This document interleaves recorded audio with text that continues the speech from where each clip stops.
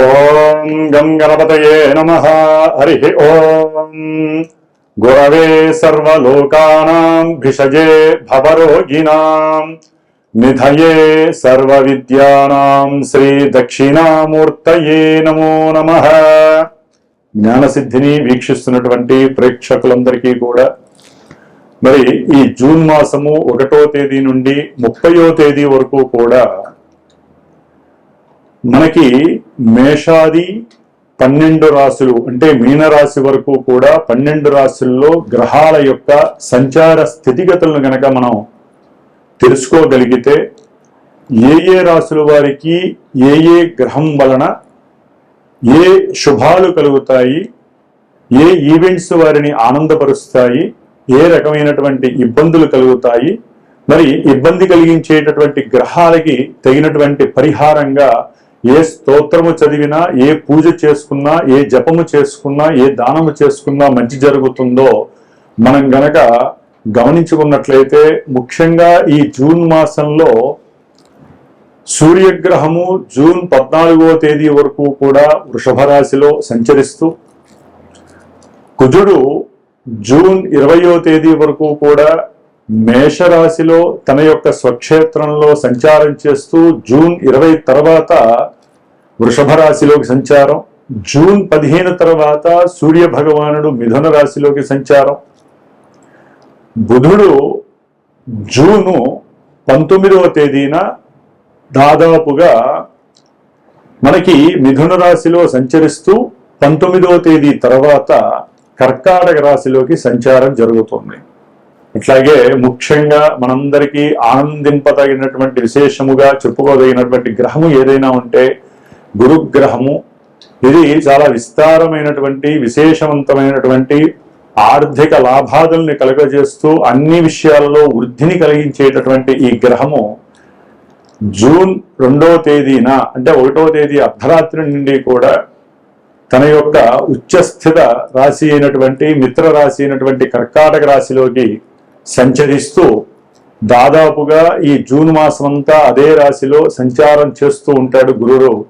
శుక్రుడు జూన్ 8వ తేదీ వరకు కూడా మిథున రాశిలో సంచారం చేస్తూ జూన్ 8 నుండి కూడా కర్కాటక రాశిలో గురుడితో పాటుగా సంచారం చేస్తూ ఉంటాడు.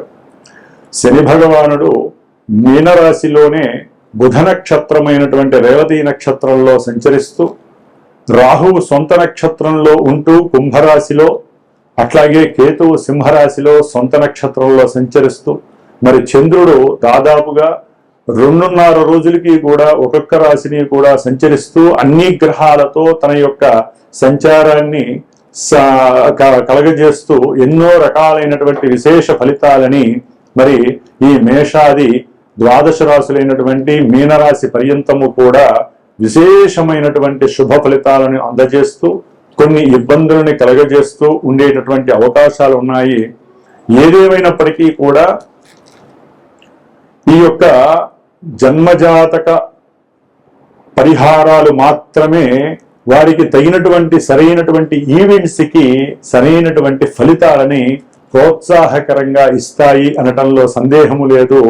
గోచార సూత్రాలను బట్టి ఏ గ్రహాలు ఏ రాశుల్లో ఉంటాయో ఏ రకాలైనటువంటి ఫలితాలని అందజేస్తాయో మరి ఇప్పుడు తెలుసుకుందాం.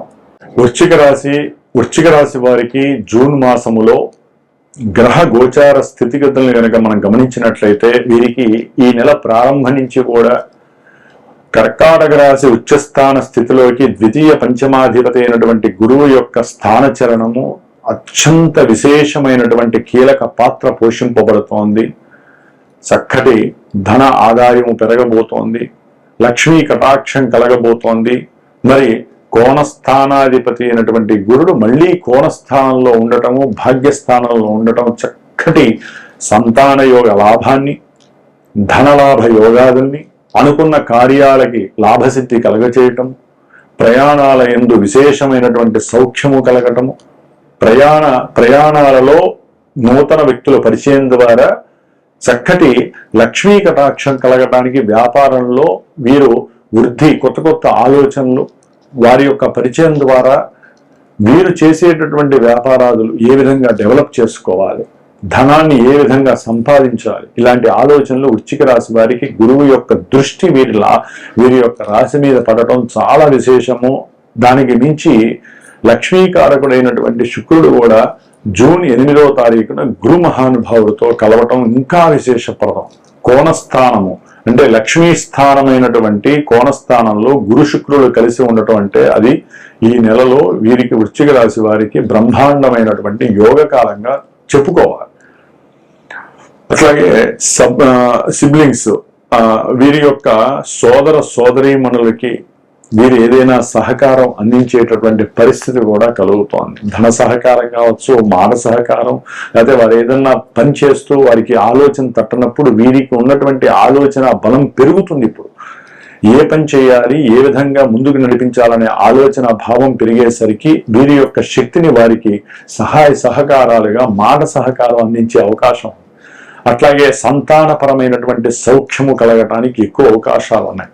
అనుకున్న ప్రతి పని, ఆగిపోయిన ప్రతి పని అందు కూడా ముందుకు వెళ్ళే అవకాశం ఉంటుంది. అయితే కొంచెం ఉద్యోగ వ్యవస్థలో మాత్రము వెనకబడటానికి అవకాశం ఉంటుంది. లక్ష్మీ కటాక్షం వచ్చినప్పటికీ ఆ ఉద్యోగం మాత్రం కొంతమందికి ఉద్యోగాలు పోయే అవకాశాలు ఉన్నాయి. దాని ద్వారా వీరికి కొంత మానసిక నిర్లిప్తత కలగడానికి అవకాశాలు ఎక్కువగా ఉన్నాయి. తల్లిదండ్రుల యొక్క ఆస్తిపాస్తుల ద్వారా వచ్చేటటువంటి ఆ ధనము కాస్త వీరికి హుందాతనాన్ని, ఇంకేదైనా సరే కొత్తగా వాహనాలను, సిరి సంపదల్ని పెంచుకోవటానికో, అంటే ఒక కొత్త గృహాన్ని కొనేటటువంటి యోచన కలగటానికో అది ఉపయోగపడే అవకాశాలు ఎక్కువగా ఉన్నాయి. అట్లాగే సూర్య భగవానుడు వృశ్చిక రాశికి మరి సప్తమంలో ఈ నెల 14 వరకు ఉండి భార్యాభర్తల మధ్య, వ్యాపార భాగస్వాముల మధ్య కూడా ధన సంబంధిత, కుటుంబ సంబంధిత వ్యవహారాల యందు ఇబ్బందుల్ని కలుగజేయటంలో, ఆరోగ్యపరంగా వీరికి ఎన్నో సమస్యలను కూడా కలుగజేయటంలో ఈ యొక్క సూర్య భగవానుడి యొక్క దృష్టి అంత మంచిది కాదు. అదే ఈ నెలలో 15 నుంచి కూడా అష్టమంలోకి రావడం చేత అప్పుడే తీసుకున్నటువంటి ఉద్యోగ పదవీ బాధ్యతలు మళ్ళీ ఊడిపోవటము, ఆ ఉద్యోగాల్లోంచి వీళ్ళని తీసివేయటము, కొంతమందికి అయితే గనక ప్రయాణాల యందు ఎన్నో రకాలైనటువంటి ఇబ్బందులు కలగటం, అది గవర్నమెంట్ ద్వారా కావచ్చు, గవర్నమెంట్ సపోర్టర్స్ ద్వారా కావచ్చు, ప్రభుత్వ ఉద్యోగుల ద్వారా కావచ్చు, వీరికి ప్రయాణాలు చేసేటప్పుడు ఎన్నో ఇబ్బందులు కలగడానికి అవకాశాలు కూడా ఉన్నాయి. ఉద్యోగం వస్తుంది, ఎవరో సహాయం చేస్తారో అని ఎదురు చూస్తూ ఉండే అవకాశం ఉంటుంది. దాని ద్వారా వీరు తెలియకుండా కొత్తగా పరిచయమైన వాళ్ళు ఏం చెబితే వాళ్ళకి డబ్బు ఇవ్వటం, లేకపోతే మిమ్మల్ని విదేశాలకు పంపిస్తాం, అక్కడ మీకు మంచి ఉద్యోగం వస్తుందని చెప్తే వాళ్ళకి డబ్బులు ఇచ్చి ఇరుక్కుపోవటం, ఇట్లా ఆర్థికంగా కూడా నష్టపోయే పరిస్థితి వీరికి కనిపిస్తోంది. అట్లాగే ఒక రకంగా చెప్పాలంటే వీరి యొక్క ఉద్యోగ వ్యవస్థల్లో కలిగినటువంటి సమస్యల వలన వీరు కోర్టు మెట్లెక్కాల్సిన పరిస్థితి, అట్లాగే విజయం కోసం ఆతృతగా ఎదురు చూడటం ఇవన్నీ జరుగుతాయి. 20 వరకు కూడా దాదాపుగా కుజ భగవానుడు ఈ వృశ్చిక రాశి వారికి చక్కగా 6వ స్థానంలో ఉండటం, స్వక్షేత్రంలో ఉండటం ద్వారా కొంతమంది విద్యార్థులు ఎవరైనా సరే ఉద్యోగ పదవీ బాధ్యతల కోసము, ఉద్యోగాల కోసము, విదేశాలలో చదువుకోవాలి, ఉన్నతమైనటువంటి చదువులు చదవాలి అని ఎవరైతే ఆశిస్తున్నారో వారు ఉద్యోగాలకు సంబంధించినటువంటి ఎగ్జామ్స్ రాయటము, అంటే ఉన్నతమైనటువంటి విద్యాభ్యాసానికి కావలసినటువంటి సపోర్టెడ్ ఎగ్జామ్స్ రాయటము, వీటి యందు మంచి ఉత్తీర్ణత శాతాన్ని పొందటానికి కుజ భగవానుడు చక్కగా వీరికి సహకరిస్తూ ఉంటాడు. ఆఫ్టర్ 21 తర్వాత ఇదే కుజుడు సప్తమంలోకి వచ్చినప్పుడు భార్యాభర్తలు జాగ్రత్తగా ఉండాలి. కుటుంబంలో తప్పనిసరిగా రవి మొన్నటిదాకా ఇబ్బంది పెడితే ఇప్పుడు కుజుడు వచ్చి ఇంకా ఇబ్బందులు పెడుతూ ఉంటాడు. వీళ్ళు హార్టెస్ట్ ప్లానెట్స్, ఎక్కడా కూడా కుటుంబాన్ని సవ్యంగా ఉండనివ్వరు. ముఖ్యంగా వృశ్చిక రాశికి మరి రాస్యాధిపతి అక్కడ ఉండడం ద్వారా వీరికి ఎంతో కోపావేశాలు వచ్చినా తట్టుకున్నప్పటికీ కూడా భార్యాభర్తల్లో ఎవరికైతే వృశ్చిక రాశి ఉందో అవతల వ్యక్తుల నుంచి కొంచెం సపోర్ట్ లభించకపోవటం, దాని ద్వారా పూర్వజన్మ కర్మదోషాలన్నీ అనుభవించటం, లేనిపోని కోపావేశాలతో కుటుంబానికి దూరమయ్యే యోచన చేయటం, ఇలాంటివి చాలా జరగడానికి అవకాశం ఉంటుంది. చాలా జాగ్రత్తగా ఉండాలి. వ్యాపారంలో కూడా మీరు గనక జాగ్రత్తగా గనక ఆలోచన శక్తిని గనక ప్రదర్శించినట్లయితే తప్పనిసరిగా ధన లాభాలు పొందటానికి అవకాశాలు ఉన్నాయి. వ్యాపారంలో కొత్తగా వ్యాపారాల్లో ధనాన్ని వీరు సపోర్ట్ చేసి మరి పెట్టుబడి పెట్టే అవకాశాలు కూడా కుజ భగవానుడు ఇస్తూ ఉంటాడు. భాగస్వాములు రాసుకునేటటువంటి వ్యవహారం అప్పుడు కొంచెం ఆలోచించి రాసుకోవటం వృశ్చిక రాశి వాళ్ళు చేయండి. అట్లాగే పంచమంలో ఉన్నటువంటి శని సంతాన నిర్లిప్తతని, సంతానపరమైనటువంటి అవయోగాల్ని కలుగజేస్తున్నాడు. వీరికి ప్రణాళికలు సరిగ్గా ఉన్నప్పటికీ ఆలస్యము, బద్ధకము ద్వారా వీరు ఇవాళ చేయాల్సిన పని 10 రోజులకి చేయడం ద్వారా అవకాశాలు కోల్పోతారు. ఏదైనా పెట్టుబడులు పెట్టాలంటే దయచేసి పెట్టడానికి అవకాశం తీసుకోకండి. ఆల్రెడీ పెట్టిన పెట్టుబడులకి ధనం రాబోతోంది, ఇంక పెట్టుబడులు పెట్టవద్దు. వాటిని ఎట్లా క్లోజ్ చేసి లాభం చెందాలో చూసుకోండి వృశ్చిక రాశి వారు.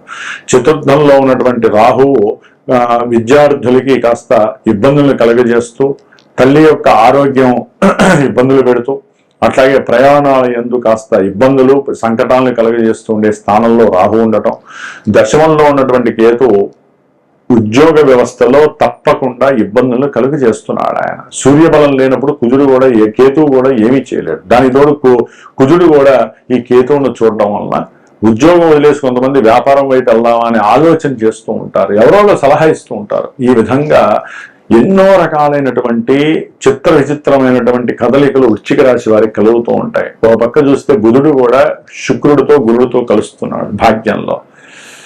ఆకస్మికంగా అంతకుముందు ఎవరికైనా సరే బంధువుల్లో కానీ లేకపోతే వీరికి తెలిసినటువంటి స్నేహితులకు కానీ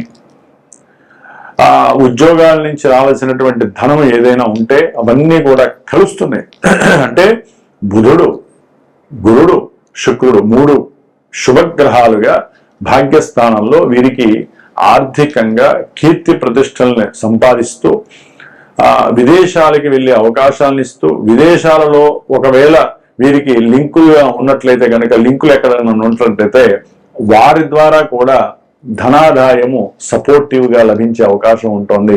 అఖండమైనటువంటి వీరికి ఉన్నటువంటి తెలివితేటలు గాని, వీరికి ఉన్నటువంటి తేజస్సు గాని, వీరి దగ్గర ఉన్నటువంటి మాట వాక్కు సౌందర్యం గాని, ఆలోచన శక్తి, సృజనాత్మకత, ప్రతిభాశీలత ఇవన్నీ కూడా చక్కగా జోడించి మరి వ్యాపారంలో కూడా వీరు చేసే సమాలోచనలు ఒక రకంగా ఒక స్థాయికి తీసుకెళ్తున్నాయని చెప్పుకోవచ్చు.